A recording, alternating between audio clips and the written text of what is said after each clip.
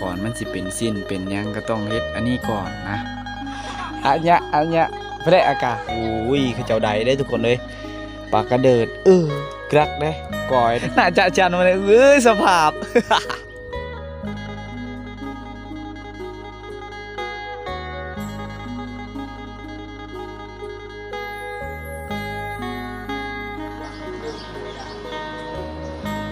เอาสบายดีทุกคนสบายดีตอนเศร้าๆเลยตอนนี้ทุกคนเลยตอนนี้ไอเคมาอยู่หมู่บ้านนี้แล้วทุกคนเลยมาแต่เศร้ามาสักทาวเวอร์แบ่งทุกคนตอนนี้ได้สักทาวเวอร์เป็นที่เรียบร้อยแล้วทุกคนเลยตอนนี้มานั่งอยู่ขั้นได้สีลงไปพลังเหือนแล้วทุกคนเลยวิดีโอนี้ไอเคจะได้พาทุกคนไปรับชมวิถีชีวิตชาวบ้านในยามตอนเศร้านะว่าเขาจะได้เฮ็ดอีกอย่างแน่ทุกคนเลยยามตอนเศร้าเสียงนะเสียงดังคือจะชีเข่า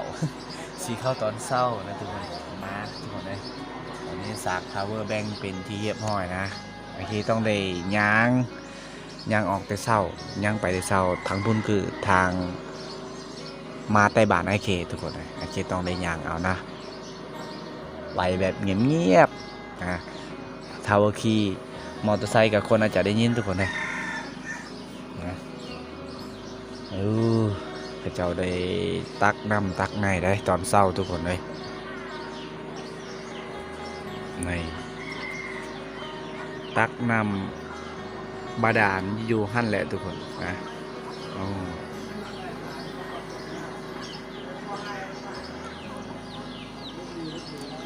หมู่บ้านนี้ก็เป็นหมู่บ้านละอ่อนนะทุกคนในยามตอนเศร้าที่หมู่บ้านละอ่อนตอนเศร้าเลย5 โมงตอนนี้นะพระเจ้ากำลังฝีไปฝียังเพราะว่าช่วงนี้อาจจะยังหนาวอยู่ทุกคนเลยก็เลยพระเจ้าได้ฝีไฟนะมาทุกคนเลยกองฟื้นพระเจ้า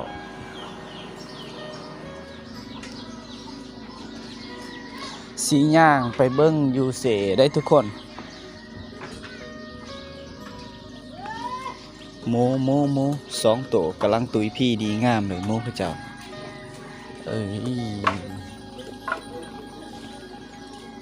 กำลังย่างไป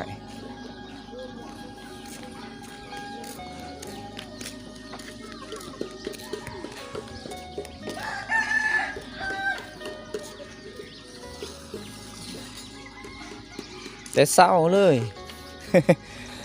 ตาลเต็มลื้อเลยว้าวบ้านนี้เจอผู้สาวแล้วทุกคนมาเพราะว่ามีเด็กน้อยหลายก็ไม่ค่อยจะอวยกล่องปันใดนะทุกคนก็เลยมาอวยต่อไปนี่ก็ได้เจอสาวน้อยขึ้นแต่กระโดดสแงดว่ะตัวสแงดว่ะอะยะเลยได้เจอผู้สาวขึ้นแต่ล้างหน้าทุกคนมาโอ้ยข้าเจ้าซนละว่นไปเอามาแต่ตลาดตะลี่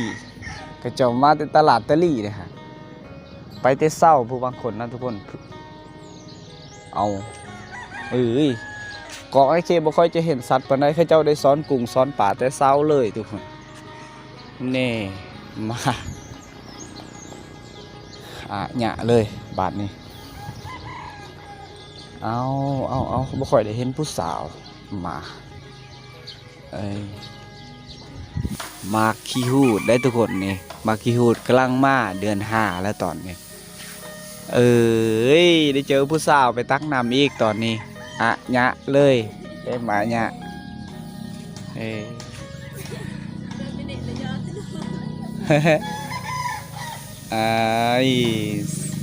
เที่ยวจะประหยัดเด้อบ่หากประหยัดกากโตกาครูไว้ทุกคนเลยต้องได้เติมด้วยครูอีกเอาไปกากโตกาครูเลยน้องเพิ่นถือทั้งกระตุกทั้งครูได้ทุกคนหยะเลยตอนเสาร์นะตอนเสาร์จะแบบนี้แหละทุกคนเลยไอเคก็ต้องอยู่จุดนี้ถ่ายให้ทุกคนไปเบิ้งเขาเจ้าไปตักน้ำเฮ็ดอีหยังแน่นะทุกคน ส่วนน้องคนนี้ละน้องบ่ได้นุ่งสิ้นก็เลยไปถ่ายให้ทุกคนได้เบิ่งบ่ได้เอ้ยอ้าวกำลังโยกเลยตอนนี้นะนี่ก็แม่นมักม่วงไข่นะมักม่วงไข่ไก่เขาเจ้าได้ว่า ทุกคนเลยมันกำลังเป็นมากเลยตอนนี้อุ้ยจุดนี้ก็หลายกกอยู่ทุกคนเลยอะยะไปด้วยมักม่วงอย่างเดียวเลยแถวนี้นะตอนนี้ก็6 โมงปลายแล้วทุกคนเลยใกล้สิฮอด7 โมง 8 โมงแล้วนะไอเคก็ยังอยู่จุดนี้ทุกคนตอนเช้าคนก็อาจจะบ่หลายนะเสียงรถถอกรถไถเสียงกระเจ้าสีเข้าสีน้ำหั่นแหละผู้ยังฟิงไฟก็มีได้ทุกคนบอลเฮือนที่ไอเคได้สากพาวเวอร์ก็คือเฮือนหลังนี้แหละนะหมู่บ้านเขาเจ้านี่ก็มีไอ้น้องไอเคนะ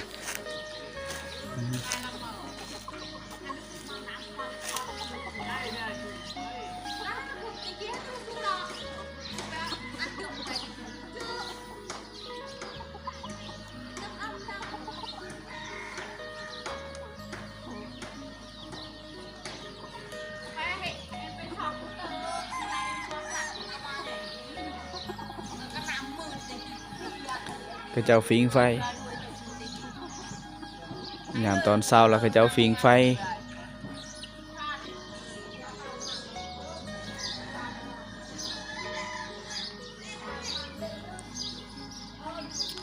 กกตะกบที่ใหญ่ได้ทุกคนมีอายุหลายปีเลยกกตะกบเขาเจ้าตั้งแต่ไอเคยังน้อยเขาเจ้าได้ปลูกอ้าวทุกคนเลยงูตัวนี้ก็อาจจะแม่นโนอยู่เด้ยามกลางคืนนะ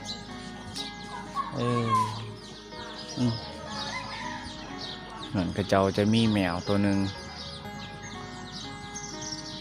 ว้าวนี่แหละเหือนสารทุกคนเลยเหือนสารล้านแปนกระเจ้าแบบนี้แหละนะวิถีชีวิตตอนเศร้า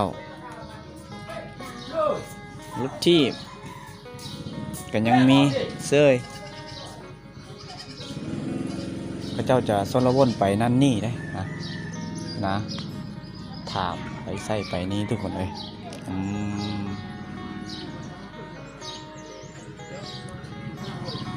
ขึ้นท่านมันก็ที่ตะวันคนเราก็มองเจอ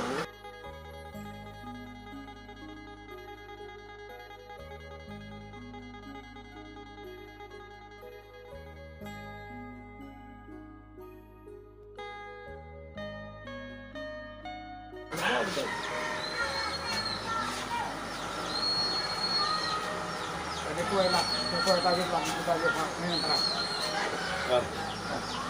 อันต่อไปผมรับเดี๋ยววนมาจุดนี้ทุกคนเด็กน้อยเขาเจ้าจะไปห้องเฮียนตะเวนกำลังออกเลยเด็กน้อยนะเขาเจ้าจะไปห้องเฮียนไปทางนี้ก็สีขาวสีขาวตอนเสาร์นะสีไว้ทุกคนเลยถ้าว่าสีตอนแรกก็มันจะห่อนลายก็เลยเขาเจ้ามาสีตอนเสาร์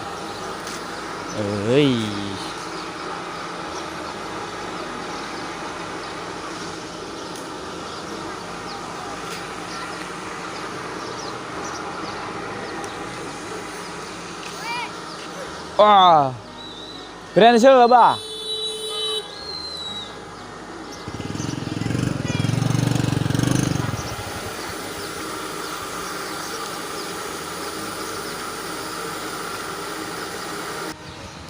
แต่เละกะละลีนแกป่ะแต่เละกะละลีนเนี่ยโอเคไปเอามองปั่นหลอดไปมาสิเฮ็ดลองเบิ่งมานี่ยมมอมยม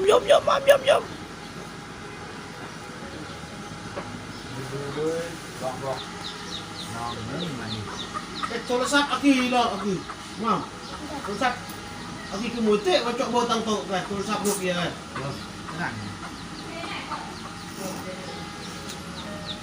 เมื่อนั่นเลยกว่าหลานเมื่อตั้งโตเดียวจะทำอะไรต้องหาลูกเดียวเตียคือเป็นลูกเดียวหรอถ้าทำกันแก่ๆก็หรอนั่นแหละรักเลยลูกเดียวลูกตีปันรอด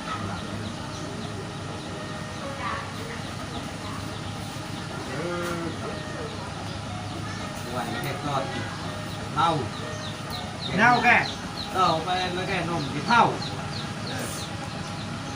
ชื่อเท่าแบบพอที่เด็ดก็ติดอยู่มันเยอะเนี่ยถ่ายรูปกลางกันว้าวเสร็จโทรศัพท์ก็ต้องโทรศัพท์ลูกเกียร์ก็ดีบร้อย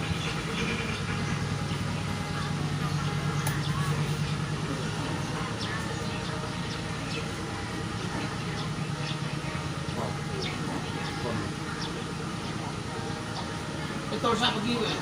ผมเดินในจอโพลิสเลยเลยก็ใต้ตาเลยเนี่ย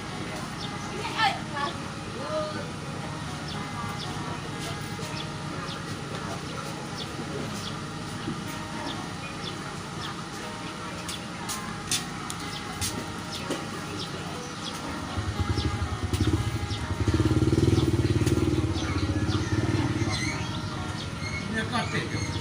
ก็เลย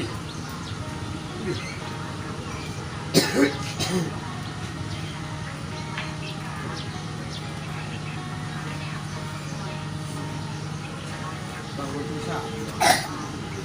บางคนที่ชอบน่าสบายคุณเจ้ามอนโทรล่ะจอได้เจ้าได้เยอะไหมน้องประเนี่ยวันนี้เจ้าจูจามนคันบนเลยมีจูที่ไหนเนี่ยเอาเจ้าเอาจูจามนี่บุ้มตามกองทัพอยู่ดิทำไปอย่างนั้นเอาไปทำไป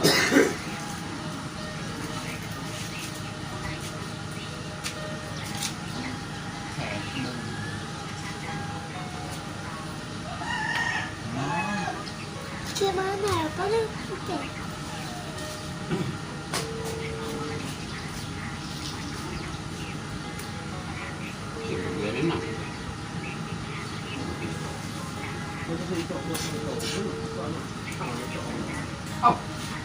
เอาที่ก่อน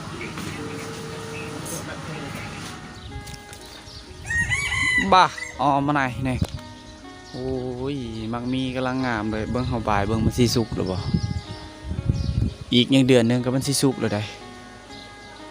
มันยังอันนั้นอยู่มันยังแข็งอยู่ทุกคน ทุกคนเลยเมื่อกี้ไอ้เคได้ลองมาปั่นหลอดเบิ่งนะ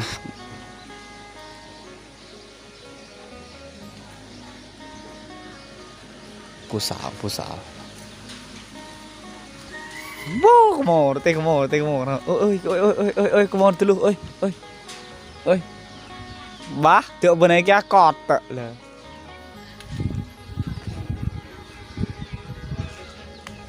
ไปตอนนี้ย่างเมื่อทุกคนจูไป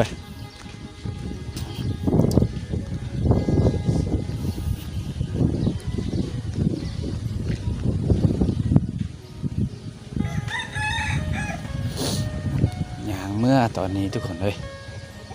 นะตะเว้นก็ขึ้นเลยได้ตอนนี้7 โมงป่าไปทุกคนเลยนี่คือห้องน้ำหรือว่าวิทย์ทายเขาเจ้านี่แหละทางไปหมู่บ้านไอเคทุกคนเลยไอเคไปสากพาวเวอร์ว้าวกุ๊กไก่งามย้อนขนครับว่าโอ้ยมื้อนี้ก็ยังมีลมเซยอยู่ทุกคนเลยขอโทษทุกคนเด้อลมแห้งเด้อทุกคนเลยนี่ก็กกมักม่วงอยู่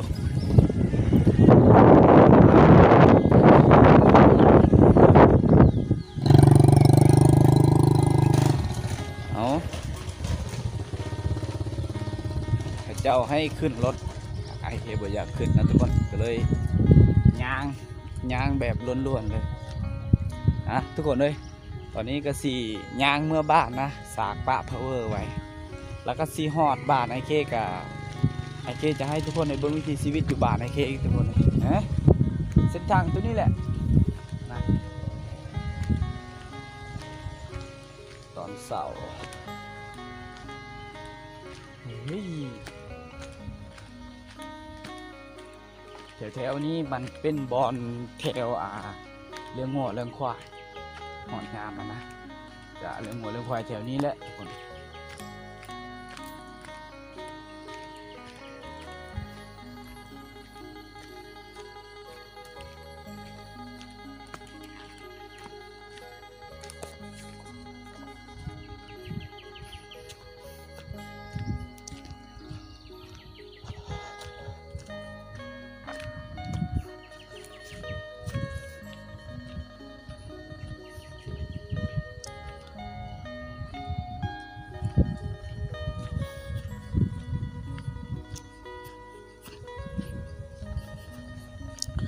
ถ้าหากขี่รถหอดนี่ก็มันจะพืดเลยทุกคนเลย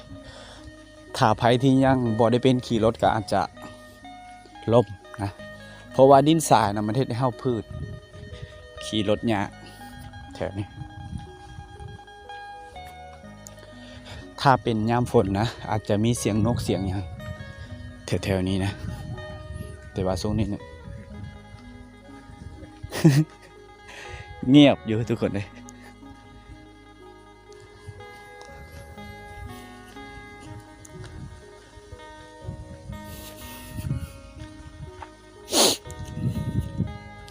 อันนี้ก็จะแม่นทางขึ้นผู้นะเฮ้ยหอดโมบานแล้วหอดโมบานไอเคแล้ว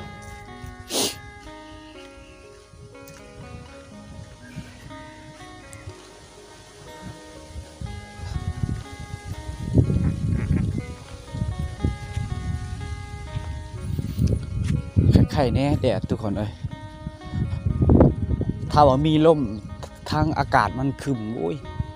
บรรยากาศอันนี้คักหลายที่ถูกคักแห้งคักหลายประมาณนั้นแหละ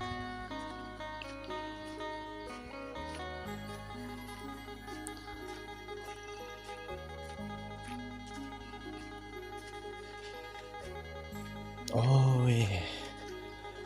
บอนนี่นะบอนไอเคถ่ายเพลงแต่เก่าแต่ก็มันเป็นหัวแล้วอยู่นี่มันเป็นหัวเป็นส่วนแล้วบอลไอเคถ่ายเพลงทุกคนเพลงอยู่ใน2ไอเคนี่แหละนะทุกคนน่าจะบ่เคยได้เข้าไปฟังดอกเพลงหลายๆเพลงอยู่ 2-3 เพลงไอเคได้เฮ็ดอัดด้วยสายหูพังนี่แหละถ่ายด้วยโทรศัพท์นะว้าวหมักม่วงมะม่วงตัวนี้แสบได้ทุกคนมะม่วงตัวนี้ทุกคนเลยนี่แหละหมู่บ้านไอเคเงียบสุดเลยเห็นแต่ไก่เห็นแต่หมูคนกับบ่ค่อยจะได้เห็นทุกคนเลย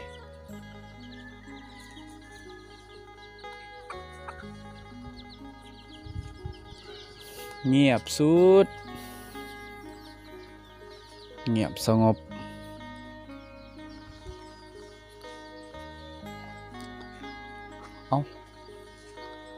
เอ้ย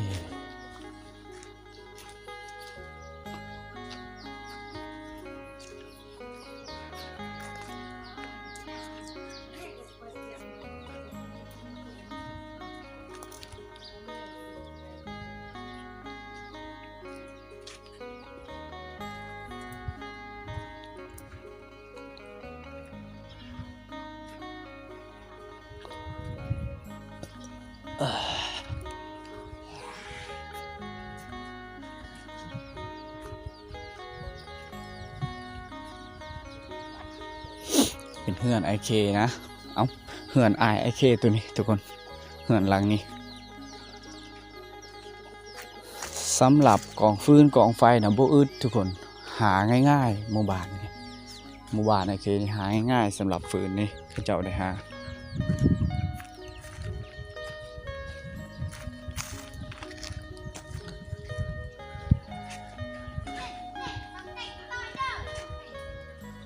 โอ้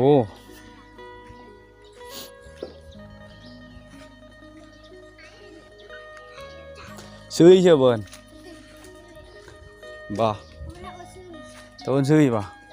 สิกลองซื้อเชื่อเลยนี่เงี้ยจะมานำตลอดอาจารย์จู่ทำไงอาจารย์นี่ซื้อเชื่อđó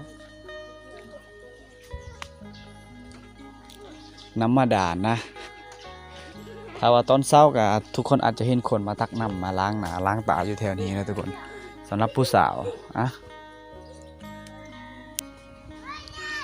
น้ำมันไล่ตลอดทุกเสาทุกแรงทุกคนได้บ่อนงามแห้งงามหลายมันมีฝุ่นสบู่ข้าเจ้าอาบน้ำบางที่ก็ข้าเจ้าได้อาบดอกนะมานี่ละหมู่บ้านไอเคทุกคนเลยเป็นหมู่บ้านที่ลึกลับยังบ่ทันได้มีอีหยังนะไฟฟ้าก็ยังบ่ทันได้มีทุกคนเลยยังบ่ทันได้มีไฟฟ้าใส่มาเบิ่งอันนี้ทุกคนเลยมาเบิ่งกกมันมีนะบาตัวดกแห้งเลยปีนี้ดกหลายปีนี้ทุกคนเลยบาตัวนี่เห็นบอกอันนี้คือหมักละมุดตอนนี้กำลังสุกเลยกำลังสุกพอดีเลยส่วงนี้ถ้าใครที่อยากกินแถวๆนี้ก็แหลนไปหาหมู่บ้านไอเคนะมีหลายกกทุกคนบ่อึดนะอันนี้คือหมักมีเขาเจ้าขายหน่วยละ50,000 กีบนะทุกคนเลยกกหมักมีก็บ่ได้สูงบ่ได้ยาวปานใด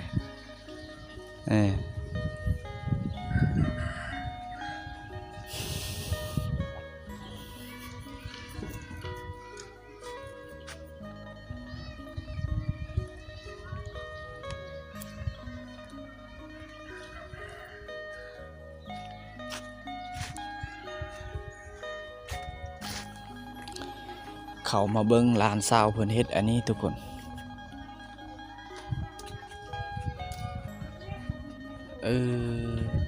พอแห้งเดียวนี่แล้วเว้ย เอาลานซาวเพิ่นกำลังย่างไปย่างมาแล้วตอนนี้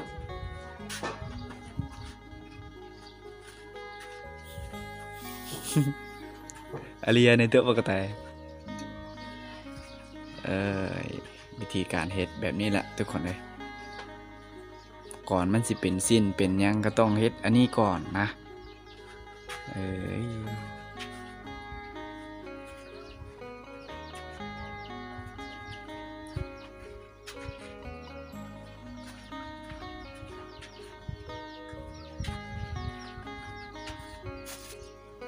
ก็chỗกูกันđấyอันนี้เขาจะปงไว้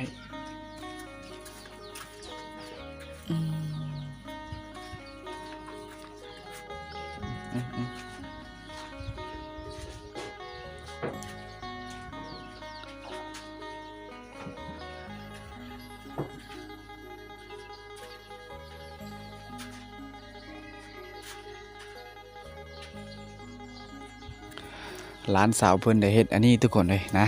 ถ้าใครที่ฮู้ก็สามารถคอมเมนต์นะว่าเขาเจ้าเฮ็ดอีหยังนะทุกคนนะแยกฝ้ายทุกคนแยกฝ้ายไปเกาะนั่นเกาะนี้นะทุกคนเลยก่อนเขาสิเป็นสิ้นเป็นเสือเป็นอีหยังนะเขาเจ้าต้องเฮ็ดอันนี้ก่อนแล้วเขาเจ้าจึงตำฮูกการตำฮูกมันต้องมีหลายขั้นตอนทุกคนเลยตอนนี้ร้านสาวกำลังเฮ็ดเลยอยู่ในตารางเหือนนะนี่มันสวนโอ้ยมักพริกอะเนี่ยกำลังเป็นมากดิบๆคักหัวสีไข่และกาหลายๆอย่างนะเขาเจ้าได้ปลูกมีมะเขือน้ำทุกคนแต่ว่าอันนี้คือเครื่องฮดน้ำเครื่องฮดผักนะเขาตักน้ำใส่แล้วมาฮดทุกคนกกมันมีหลายอยู่ว้าวอะเนี่ยเลยทั้งพุ่นนี่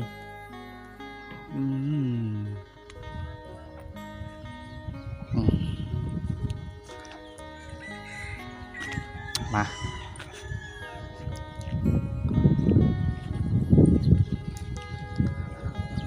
เปล่าไงปุ๊บแหละเนี่ยเดี๋ยวเโอ้ada dah kali Ya acong lo biku.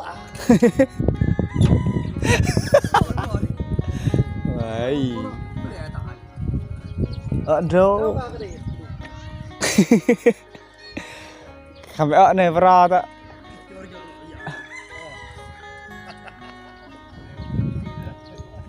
Ini kemen ทุกคนนะ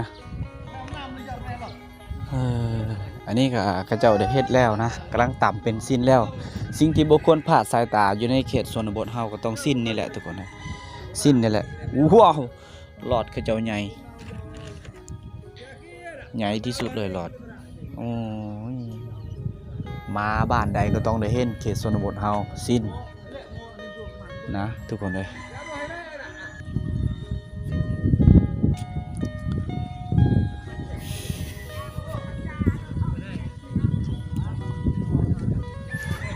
ท้องซ่ามีเมียแล้วได้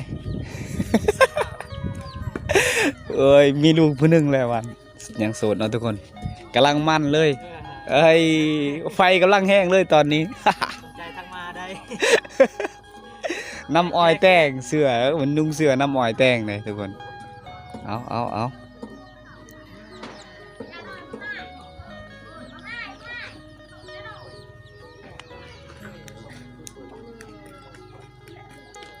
นั่งผิงไฟก่อนเอ้ย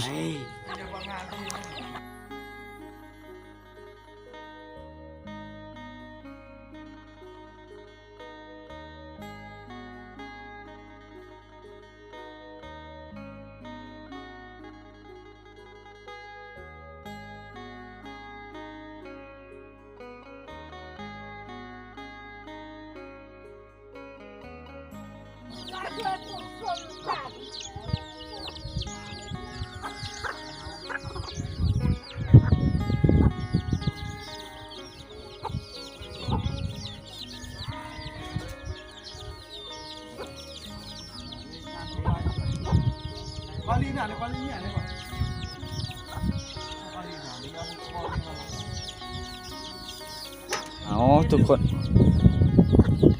นะ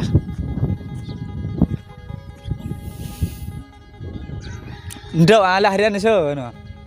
เปียเจอค่ะlah harianเชื่อโอ้ยหัวออมไว้ของกินเอ้ยมะขามก็จะออมไว้มะขามอากาเบิ้งอากาเบิ้งก่อนเบิ้งเด้อันเนี้ยไปได้อากาโอ้ยลานเสาอะไรลานสาวเพิ่นมาแต่ไปโอ้ยคือเจ้าใดได้ทุกคนเลยปากกระเดิดกรักได้ก่อยได้สุดยอดเลยมาแต่ไปซ้อนป่า น่าจะจันมาเลยสภาพ เอาลานสาวเพิ่นมาแต่ไปซ้อนป่าเด้อทุกคนนะเอาทุกคนเลยวิถีชีวิตในหมู่บ้านชนบทในยามตอนเช้าก็นี่แหละทุกคนเลยนะสำหรับผู้สาวนะครับเขาเจ้ามาแต่ไปซ้อนปู่ซ้อนป่าในยามมื้อเช้าหาอาหารเช้าทุกคนเลยเอาทุกคนเลยสำหรับวิดีโอนี้ไอเคขอโจ้ไว้ซ้ำนี้ก่อนทุกคนเลยอย่าลืมติดตามวิดีโอใหม่ตอนต่อไปบ๊ายบาย